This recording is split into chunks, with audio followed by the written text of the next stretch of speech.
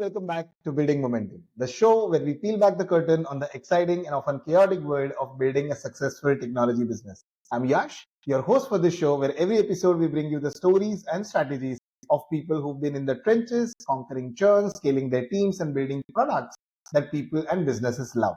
In this episode, we'll be chatting with Vlad from RedTrack. RedTrack.io helps you measure and manage all of your campaigns with one ad tracking and automation. We're excited to hear their story and the lessons they've learned along the way. We'll be dissecting the wins, the losses, and everything in between.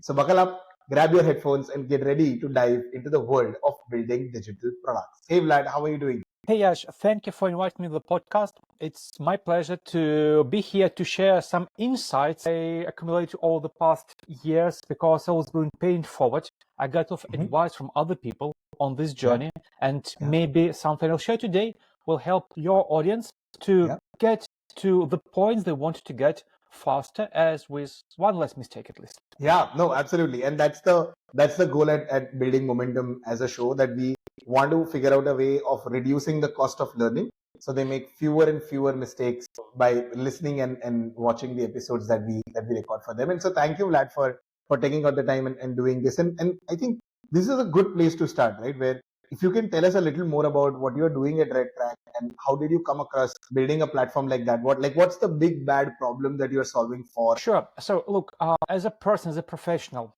I'm a digital marketer. Even I have like CEO founder, but I'm still a digital marketer at heart.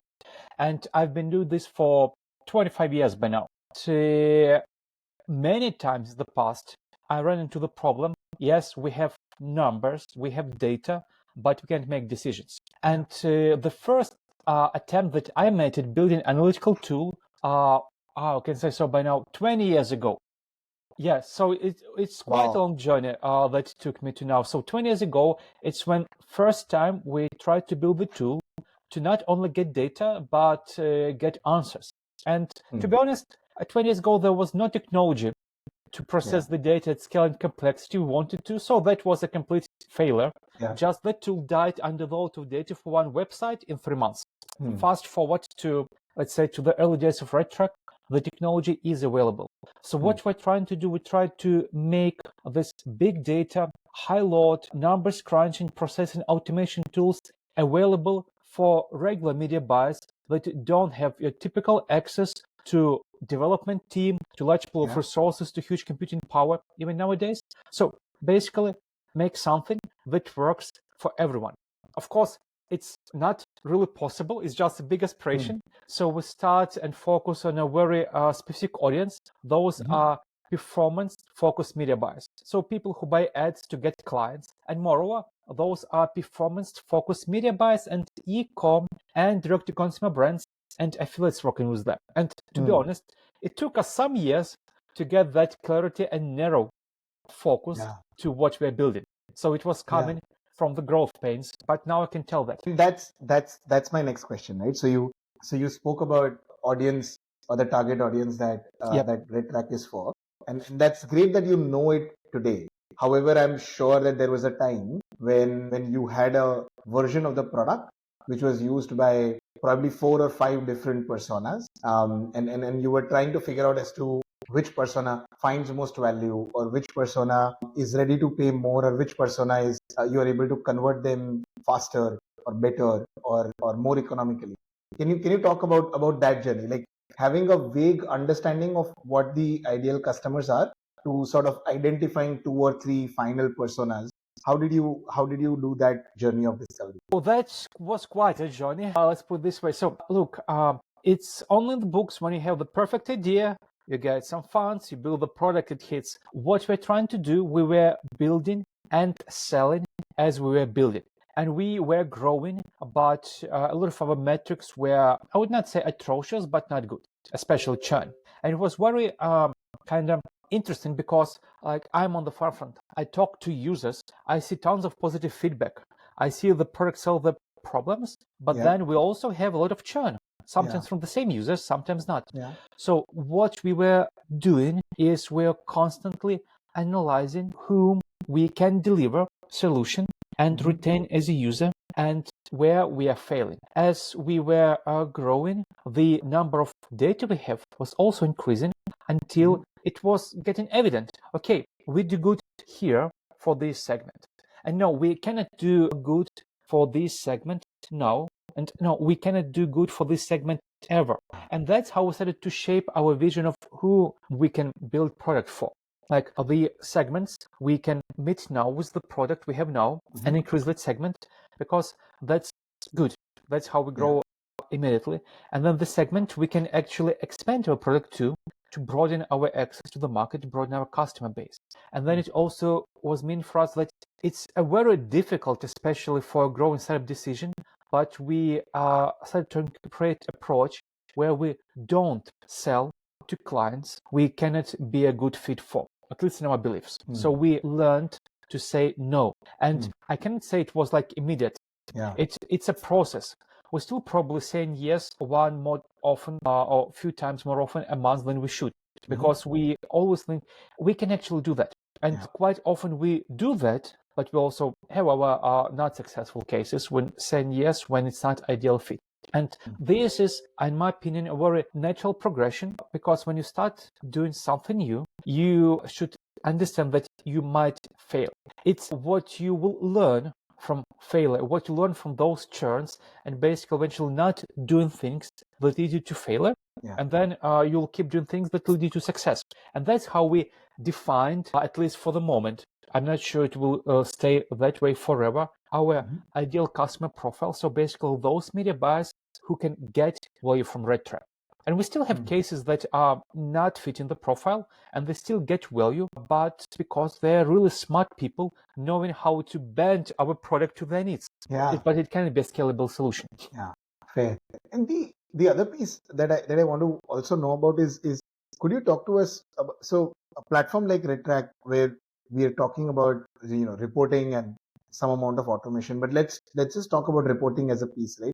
Essentially, if I'm a customer, I will implement RedTrack, and then it will give me insights that will drive my marketing decisions.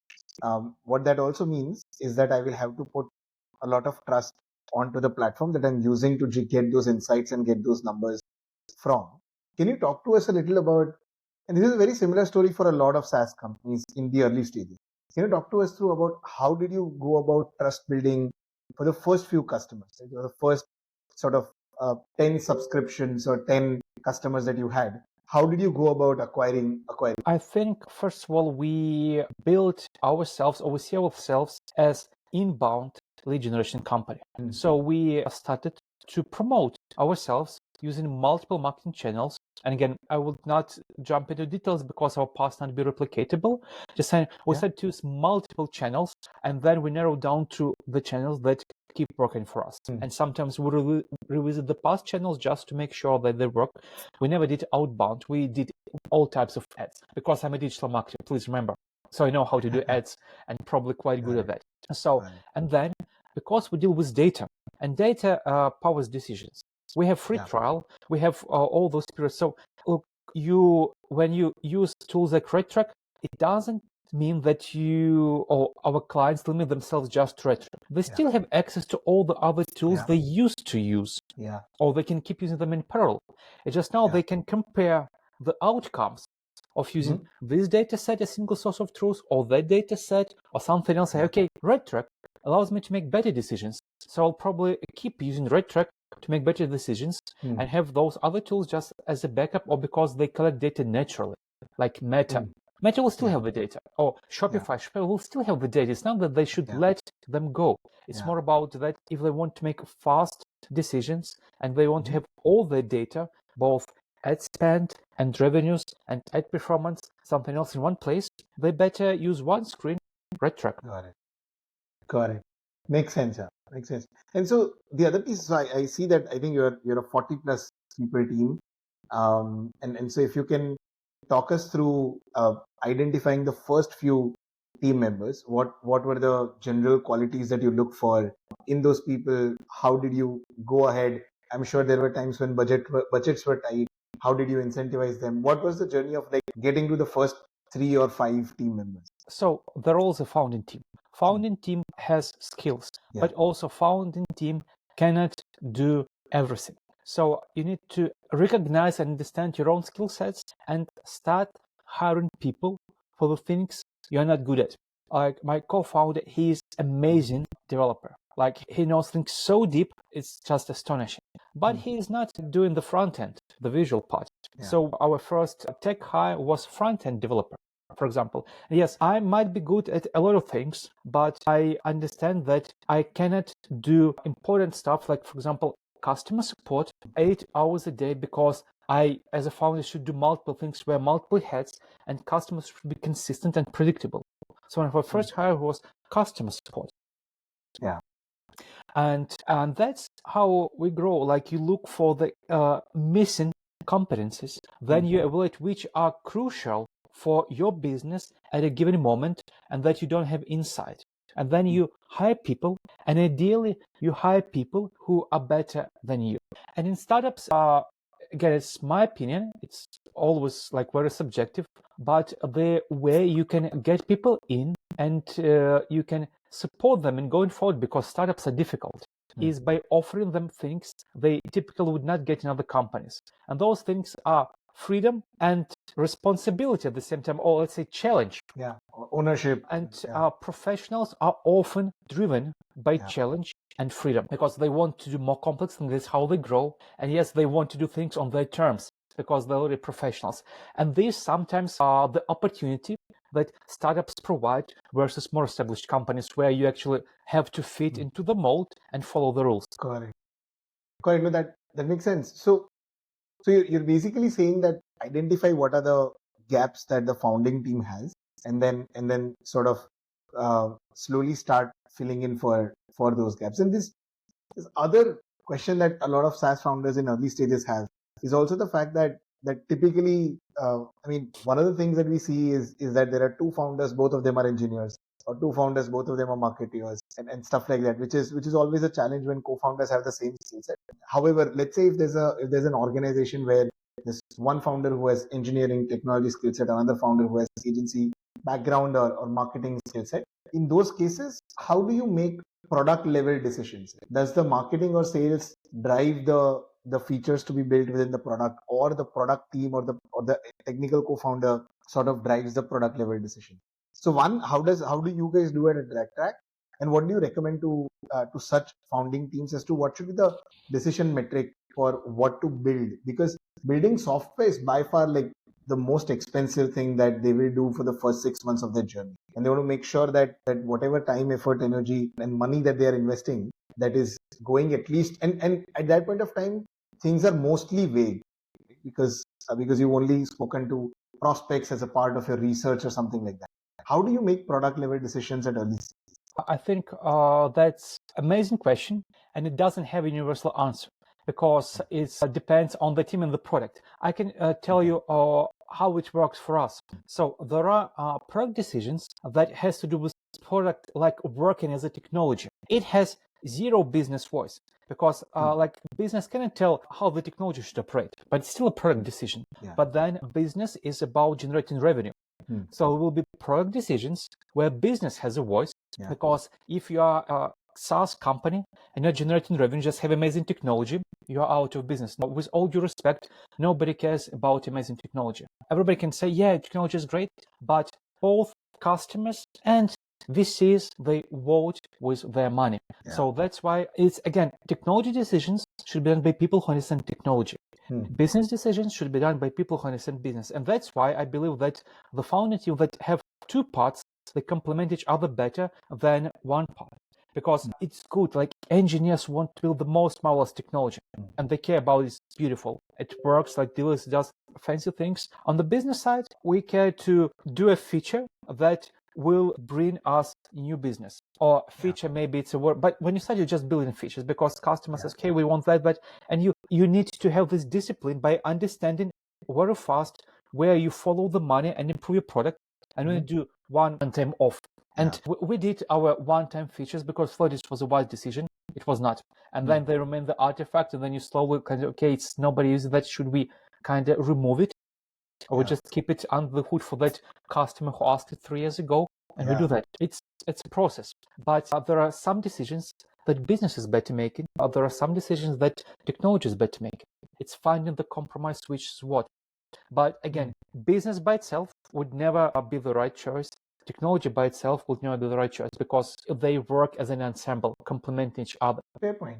And so let's move to the pricing piece of SaaS products, right? And this is one of the major questions that a lot of SaaS founders also have. How do we price? Because cost-based pricing doesn't make sense. Value-based pricing, you don't know how much value are you going to generate in the first few months. And so how do you go about pricing your SaaS product? Like, do you start with an experiment? How did you arrive at your price? First of all, unless you're a pioneer, but I was in that role once. It was my first startup. It was a dramatic failure. So don't be pioneers. It's very difficult unless you really know what you're doing and you have a really long reserve of money to be a pioneer. You have to educate the market, right? You have to invest a lot in educating the market. So we assume that most of people are not pioneers. They're building the product for existing market. So it means you have competition. So study the competition, because if they are there, most likely their pricing levels are okay. I'm not sure they're the best. They are okay for the market. So do the same, but offer extra value. So when somebody does a comparison and you're a new guy on the block, the existing guy, so they can offset the same price, but then somebody with some legacy on the market, you don't have the legacy, but you have put in something on top of the same price. It's very difficult to compete if you put the prices down, because there's always unless you're making a free product, then it's good. If you're not making a free product, then don't try to undermine by the price. Try to follow the same pricing logic when you just start. Just offer some extra value, and that extra value may not come from the product. It may come from your personal service, like it may come taking from care of support. people. Yes, exactly. Especially when you don't have many clients, you have to do that anyway, to speak to them, etc. And they and again, for each niche, for each product, you can find something that will make you different. And then when you are comfortable with what's going on, how it works, then you have your own experience, you have your own feel for the market from talking to your clients. You may change that, or you may change the model, making it a bit more disruptive. Like, for example, what we did for our automation part. Everybody is charging the percentage of ad spend for all the automation features. And it's very lucrative. But what I heard from all our users is that nobody likes it. Yes, they pay, they tolerate because there is no other options. So it's okay, we will make it a fixed fee. Yes, it will vary based on the average ad spend, but it will be fixed and predictable, because what customers prefer, they prefer predictability. Especially larger companies need to come to their CFO and say, hey guys, or hey, dear CFO, this product will cost me X money for the next 12 months, full stop, irregardless how much I spent or what is my revenue. Because what makes it difficult when the cost of product varies during the period, and they have to approve the budgets or increase them. It's very difficult even in smaller companies, and same is logic for different reasons. So what we tried to make it predictable. That was our decision.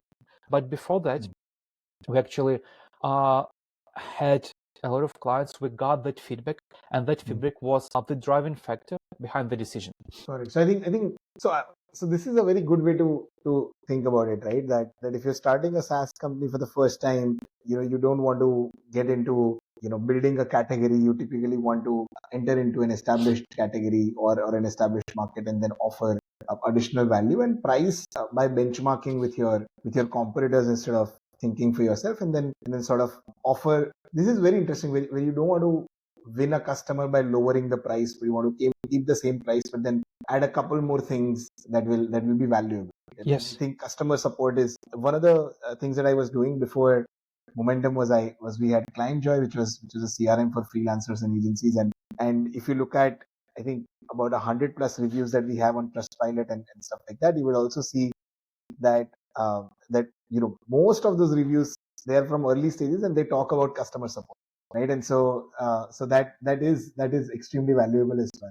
The other piece that I want to also understand a little bit from you is that you also raised capital, and so talk about, like, when is a good time? How do I know? So I always need capital. Like, as a SaaS company, I want capital. How do I know that this is a good time, and how do I know how much should I raise? It's a very difficult question, especially nowadays, because like 3, 4, 5 years ago, the money was, well, not 5, but let's say 3 years ago, right? Money was a bit in abundance. But you, as a founder, have the vision, have the plan.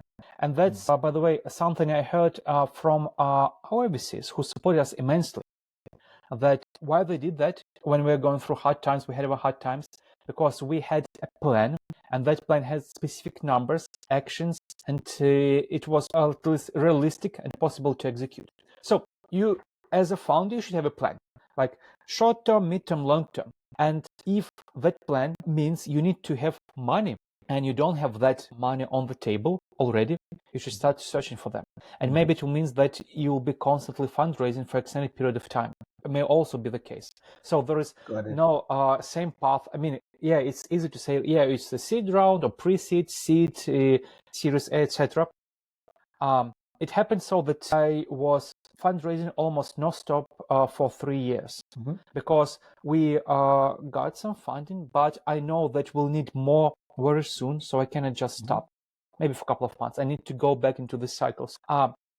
Having the vision and the plan and understanding, and that's why a lot of VCs ask, what is your run rate? Like how many months you can keep doing that? Yeah, it's very important. So if you know that your run rate is like 12 months, well, probably should start raising now. Yeah, you should have started raising yesterday, for sure. But yes, in some places, probably the deals can happen fast. But when you know the VCs, you have that trust, you've been there multiple times, you build that rapport, etc. Yeah. For a lot of startup founders, it's not the case, especially when they raise remote, like all the Zoom sessions, emails, speeches, and it takes way more time between they start doing things and they get result. And by way more time, with their best estimation, just multiplied by 2 at least. Then work hard to make sure it's your projections. But things will, it's life. Things may go all ways, things may go unpredictably. And if you bet that you'll get the money when you, like, whatever, 6 months, 8 months, what will happen if you won't? I've been in that situation when we had a perfect plan, but it never happened for reasons totally beyond our control. And I wish we had a plan A and then plan B and plan C. We had only plan A because it was a perfect plan and it failed. Got it. So for all the people who are watching or listening, please don't jump off the cliff and then build a parachute on your way down. So have that's how startups do anyway. I mean, you're jumping on the cliff, but maybe build a parachute and a glider and have whatever the fire people have, like a pillow at the bottom. Net, and then and net something. So as well. Do everything you can. Just don't do one thing. Yeah. No, fair. That makes sense. And so Vlad, this gets us to towards the end of the conversation. And one of the things that we do at Building Momentum is that I ask you a question that was asked by my previous guest. And so my previous guest is founder of a content operations SaaS company called Relato. So you'll be able to see it on relato.com. His name is David. And one of the questions that he has is how do you know that you hit PMF? So how do you know that now I don't need to ask the question whether we have a product market, but we know that this product in this market segment, we will be able to have a predictable sales for this. How do you know that? And then we'll have time for your question as well. Yes, and that's actually the question I ask myself all the time for the last 2 years. I don't know the right answer. I know my answer. Okay. My answer, if you can see that statistically significant part of your recurring revenue has positive, so more than 100% net revenue retention. So for that segment of clients, and I'm speaking SaaS only, you have product market fit. What means they don't churn, they don't reduce the consumption of services, they increase the consumption of services. Now, the next question, how would you define the segment and why those clients are using your product? But okay, for that segment, you have product market fit. For other segments, you may still be step 2 or 3 away from it. And I would not trust my feelings. I would not trust the voice feedback. I would trust the numbers. Got it. So I can say that for us, that segment that I just described is already more than 60% of our MRR. Or it's just we can define by the numbers in our chat Magal around 50%, but we know the chat magal is we need to use some criteria and they should be very strict. So the actual segment is slightly bigger. That means for, let's say, we have our product market fit for statistically large segment of our clients. Got it. So that's a good definition, right? And then once you see that behavior in your revenue or in your customers and the consumption of service, I think then it's a judgment call that you as a founder can make, whether you want to keep on refining the product so that you hit PMF for a couple of other definitions of ideal clients, or you want to like focus on GTM and then build a predictable motion to go to dive deep, right? I think it's a great way I think if you can do both at the same time, you should do both at the same time. Oh, for sure. We would love to do both at the same time. Got it. So so what's your question? What's the challenge that you are currently, you're currently fighting with, you're currently trying to solve for at Red? Because when you told me about the question, my question would be the same about product market fit. And since this is kind of most important questions, my question would be then how I as a founder can clearly and consistently convey my vision and strategy to the team, that my decisions and expectations are clear. Got it. Especially when in our case we have a remote team, so we're not in one office. We are across like 10 countries and multiple time zones. So we don't see each other in person often or ever, which makes some communication is, let's say, difficult. However, if I don't consistently explain why we as a company do these other things, then the efforts of the team are not focused.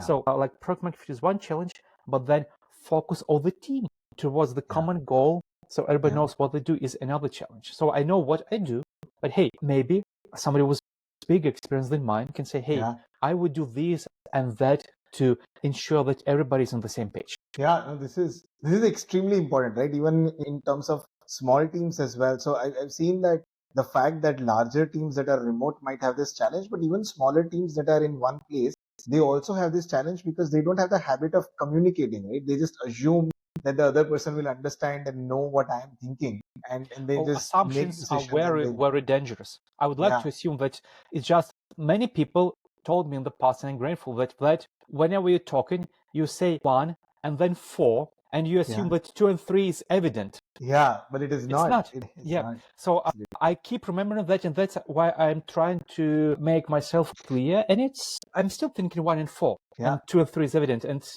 it's constant reminder, and then thinking, okay, how I can make it even more simple and clear and understandable. No, absolutely. And so with that, we come to the end of the conversation, Vlad. For all the people who've been watching or listening to this episode, hope you've enjoyed it.